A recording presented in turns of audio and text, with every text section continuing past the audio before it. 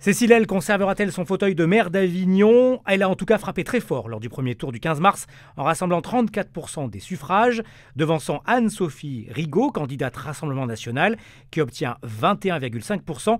Viennent ensuite Jean-Pierre Cervantes d'Europe Écologie Les Verts et Michel Bissière, candidat LR. On va donc vers une quadrangulaire avec la maire sortante, grande favorite.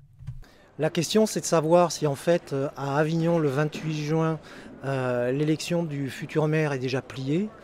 Beaucoup de gens, beaucoup d'observateurs auraient tendance à dire que oui. Après, il faut toujours se méfier. Notre métier, on est bien placé pour le savoir. Il y a toujours une surprise, un coup de théâtre qui est possible. Toujours est-il que Cécile L bénéficie quand même de 15 points d'avance sur son principal challenger, qui est Anne-Sophie Rigaud du Rassemblement National.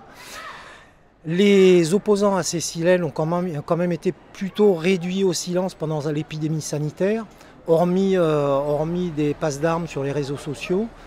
Et ça va être très très compliqué pour eux de rattraper le retard, puisque, on le sait, hein, la distanciation sociale est toujours à l'ordre du jour, qu'aucune réunion publique n'est forcément prévue, et que Cécile L, semble-t-il, a quand même plutôt bien géré la crise à Avignon, la crise sanitaire bien sûr, du point de vue du confinement comme du déconfinement.